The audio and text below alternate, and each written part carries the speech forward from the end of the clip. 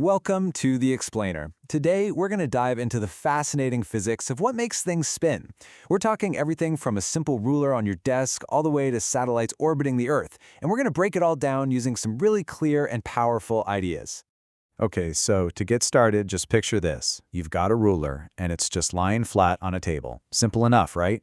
Now you give it a quick flick with your finger. What happens next? Well, it doesn't just slide forward in a nice, neat, straight line. It also starts to tumble and spin. So now it's got two kinds of motion going on at once. It's moving forward and it's rotating. How in the world can we predict that? And this isn't just some fun little puzzle. Understanding this exact kind of complex motion is absolutely essential for engineers who are controlling multi-million-dollar spacecraft and trying to aim satellites out in the vacuum of space. This is really high-stakes physics in action. So to really wrap our heads around something as tricky as rotation, the best way to start is actually by looking at something we all understand intuitively: simple, straight-line motion. And here's what's so cool about physics. These two types of motion, linear and rotational, they seem totally different, but they have these amazing one-to-one parallels. And the best part? We can actually analyze them separately, which makes understanding the whole thing so much easier. Okay, so for straight-line motion, the big idea is something called linear momentum. You can basically think of it as how much oomph an object has. It's just its mass times how fast it's going, its velocity. And you guessed it, there's a rotational equivalent. Just like linear momentum is all about straight-line motion, there's this other concept called angular momentum that measures how much spinning motion an object has. So how do we actually calculate this thing? Well, it's actually pretty cool. We can build the formula for angular momentum piece by piece just by sticking with our analogy to the linear world. All right, so if linear momentum is mass times velocity, what's the equivalent for spin? Well, instead of linear velocity, we talk about angular velocity, which is really just a fancy way of saying how fast something is spinning. And instead of plain old mass, we have its rotational cousin, rotational inertia. Think of rotational inertia as, well, an object's stubbornness when it comes to spinning. It's not just about how much an object weighs, but where that weight is. Is it all bunched up in the middle, or is it spread way out?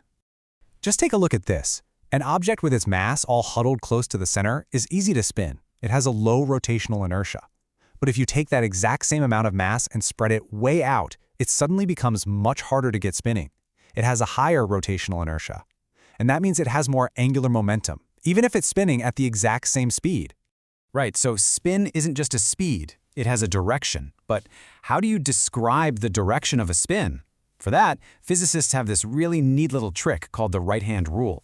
You literally just take your right hand, curl your fingers in the direction of the spin, and wherever your thumb is pointing, that's the direction of the angular velocity. Simple as that. Now look, this stuff can get really complicated for weird, wobbly shapes. So for our purposes, we're going to keep it simple. When we're talking about a symmetrical object, like a wheel or a disk, spinning nicely around its axis, the angular momentum points in the very same direction as the angular velocity. Okay, so we've got a handle on what momentum is, both for straight lines and for spinning. But how do you change it? How do you get something to start moving or to start spinning in the first place? Well, to change linear momentum, you got to push it or pull it, right? You apply a force, and the longer you apply that force, the more the momentum changes. Physicists call this combination of force and time an impulse. And, following our parallel perfectly, to change angular momentum, you need the spinny version of a force, and that's called a torque. A torque, applied over a certain amount of time, creates something we call an angular impulse. So that's the big takeaway here. Torque is the thing. It's not just a push, it's a twist. A torque is what causes an object to start spinning, to stop spinning, or to change the way it's spinning. Okay, we've done the work, we've got all the pieces. Let's go back to where we started and finally solve the mystery of that flicked ruler. All right, scenario 1. You flick the ruler, but you hit it off center. What's really going on here? Well, it turns out your finger is doing two things at the exact same time. First off, that force creates an impulse. That changes the ruler's linear momentum. And boom, it starts to move forward. But, and this is the key, because you hit it off center, that very same force also creates a torque. That torque delivers an angular impulse, which changes its angular momentum, and that's what causes the ruler to spin. Okay, but now for the really telling part. What if you could hit it perfectly? I mean perfectly, right on its center of mass?